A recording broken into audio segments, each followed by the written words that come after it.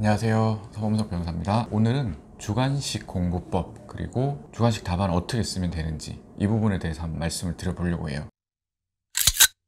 저 같은 경우는 이제 사법시험 준비하고 이렇게 시험을 치는 과정에서 2차 시험이 주관식으로 이렇게 시험을 쳤었고, 그리고 이제 변호사가 되고 나서 국가시험에 이제 채점하는 채점위원으로 들어가기도 하고 뭐 그랬었습니다. 그 과정에서 제가 쓸 때 준비하면서 생각했던 부분, 그리고 채점하면서도 또 느꼈던 부분들, 이런 것들을 한번 말씀을 드려보려고 해요. 최근에도 제 후배들, 이제 동생들이 저한테 연락이 옵니다. 경찰 시험도 주관식 시험이 있거든요. 승진을 하려면, 경감, 경정을 가려면 행정법도 봐야 되고 또 형사소송법 주관식을 봐야 됩니다. 그래서 뭐 주관식 공부 어떻게 하면 되냐, 주관식 답안지 어떻게 쓰면 됩니까? 저한테 이런 것들을 물어보거든요. 그래서 이제 제가 최근에도 뭐 계속 얘기를 하고 있고요. 제가 자주 연락하는 그 친구 행정법 주관식에서 아주 높은 순위로 경감시험에 합격을 했고, 그런 경우도 있었어요. 어쨌든 이제 주관식 시험 그러면 어떻게 하면 되냐, 핵심은 이제 그거 같아요. 주관식은 틀이 있다, 쓰는 틀이 있다. 그 틀을 먼저 알고 들어가야 된다. 그 틀에 맞춰서 쓰는 거다. 그 틀을 먼저 알고서 공부를 해야지 그 방향대로 내가 책을 정리를 하든 뭐 서브노트를 만들든 그렇게 할 수 있는 게 아닌가, 그렇게 생각합니다. 그리고 이제 뭐 글씨에 대해서 이제 좀 물어보시는 분들도 있어요. 글씨를 잘 써야 되는지. 제가 이제 채점위원으로 들어가서 실제 시험 답안지를 채점을 해보니까 글씨는 알아볼 수만 있으면 됩니다. 전혀 정말 이게 무슨 글씨인지 모를 정도다 이러면 곤란하지만, 알아볼 수 있는 수준의 글씨라면은 글씨 때문에 점수가 깎이거나 하진 않습니다. 채점위원들은 해당하는 키워드를 이미 다 머릿속에 넣고 있어요. 그래서 채점하는 작업은 그 키워드를 찾아 들어가는 겁니다. 그렇기 때문에 내가 어떤 뭐 판례 이렇게 썼다, 그런데 그 판례라는 단어가 누가 봐도 판례인지 그 단어를 모르겠다, 그럴 정도의 수준만 아니면은 상관이 없습니다. 그 다음으로 시간 배분에 있어서 문제를 읽고서 이제 초안을 잡는다고 하죠. 목차를 잡는 거죠. 내가 목차를 잡는 어떤 걸 쓰겠다, 이거를 1시간 기준으로 봤을 때 제 생각에는 10분에서 한 15분 정도 시간을 들여서 하는 게 좋지 않을까. 그리고 답을 맞추는 게 가장 중요합니다. 그 어떤 것보다 중요합니다. 답을 틀려버리면은 아무리 공부를 많이 하고 잘 쓰고 나와도 점수를 줄 수가 없어요. 어차피 주관식 채점에는 각 키워드들마다 배점이 있는 거예요. 때문에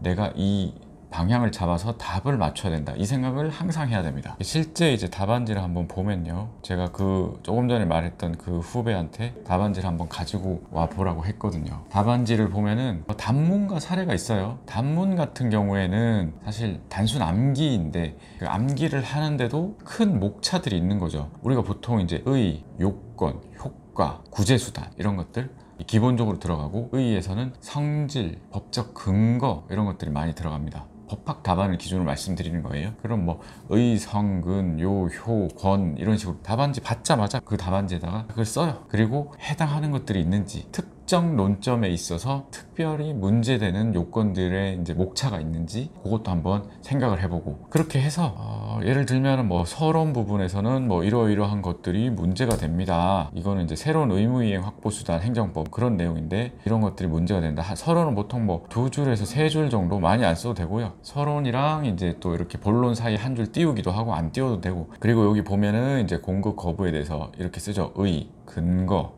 이건 성질이 쓸 논점이 없었나 보죠. 그리고 한계에 대해서 쓰고, 목차에서 한계가 이제 들어가는 거죠. 그리고 권리 구제 이런 식으로 또 들어가고, 실제로 채점할 때도 이런 식이에요. 채점위원들이 키워드들을 잡아내고, 그리고 옆에다가 이 논점에서 몇 점 받았다, 공급 거부에 있어서 이렇게 하고, 그리고 나서 뭐 쭉 계속 같은 식으로 의, 성질, 근거, 한계, 권리 구제 뭐 이런 식으로 쓰고요. 사실 단문도 이제 몇 개까지 해야 되냐 이런 것들도 많이 이제 고민을 하시는데, 일단은 제 생각은 시간을 충분히 확보한 상태라면은 단문을 최대한 넓혀놓고, 그리고 나서 핵심적인 것들을 이제 추려서 시험 전에는 이제 핵심적인 거 위주로 보는 식으로 가야 되지 않을까. 왜냐하면은 브리타가 나올 수 있거든요. 브리타가 나왔을 때 한 번이라도 봤어야지 그래도 뭐라도 이렇게 끄집어낼 수 있거든요. 근데 처음부터 그냥 30개, 50개 난 단문을 요 정도만 할 거야, 그렇게 하고 들어갔을 때 브리타가 나오면은 아예 100지를 내고 와버리는 거죠. 예를 들면은 100점 만점에 사례가 50점, 단문이 50점 하는데 그중에 단문 2개 중에 하나를 날려버리면은 합격하기 힘든 거예요. 그러니까 브리타도 대비를 해야 됩니다, 항상. 그렇기 때문에 점 범위를 전부 다 한 번은 봐야 된다는 거죠. 그래야지 뭐라도 써낼 수 있는 거고요. 이 친구도 정말 이제 잘 하는 친구인데도 불구하고 여기 답안지에 보면요, 여기 보면은 이제 경찰 책임의 승계에 있어서 이제 쭉 써내려갔죠. 처음에는 이렇게 막 쓰다가 5페이지에 보면요, 경찰 책임의 승계를 이렇게 하면서 논점을 빠뜨린 거예요. 제3자 경찰 책임이라는 논점을 하나를 통으로 날린 거죠. 이랬을 경우에 당황하지 말고 이 친구처럼 여백에다가 이렇게 쭉 써버리면 됩니다. 그러면은 채점위원들이 알아서 다 찾아서 점수 배점을 다 줍니다. 뭐 이렇게 막 칸에다 안 썼다고 해가지고 안 주고 이러지 않아요. 상관없어요. 네, 이렇게 하면 되고요. 그리고 여기 5페이지에 보면 또 결론에서도 결론을 아예 밑에다가 써버렸죠. 이 칸 밖에다가. 원래는 이제 칸 밖에다 쓰지 말라 하죠. 근데 이게 다 보이잖아요. 왜 이렇게 했는지. 이럴 경우에는 채점위원들이 다 점수 줍니다. 네, 걱정 안 하셔도 돼요. 그리고 이제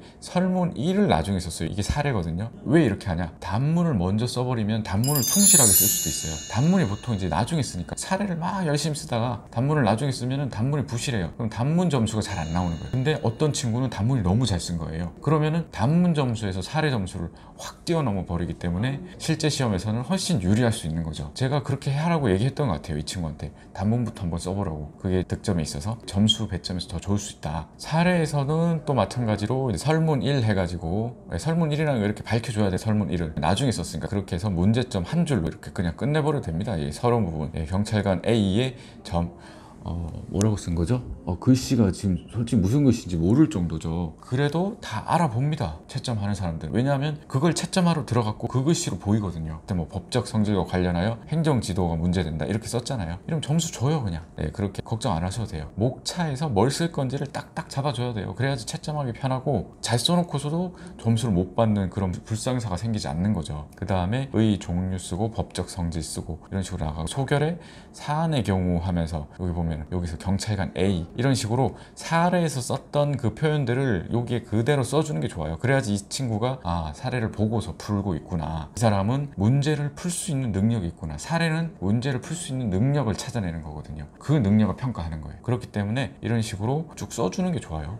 그리고 이제 설문 2 해서 국가배상 청구 인용 가능성 해서 국가배상법 2조 성립 요건에 보면은 이 동그라미 1, 2, 3, 4, 5, 6 하면서 공무원 또는 공무수탁 사인 이런 식으로 해가지고, 왜 이렇게 동그라미 하면서 숫자를 쓰냐, 내가 요건 다 썼다 여기다가, 그러니까 배점에 따라서 점수 줘라 하면서 어필하는 거예요. 이런 방법도 좋아요. 그리고 여기 7페이지에 제일 위에 보면은 여기도 이런 식으로 아예 여기 체크 표시해가지고 빠트린 거 그냥 이렇게 쭉 써버렸죠. 이래도 상관없어요. 다 배점 줍니다. 물론 칸 안에다 쓰는 게 더 좋겠죠. 근데 나중에 봤더니 빠트린 게 눈에 들어온다, 그럴 때는 쓰라는 거예요. 그래서 여기 보면 3번에 1번에 학설과 판례 이렇게 쓰잖아요.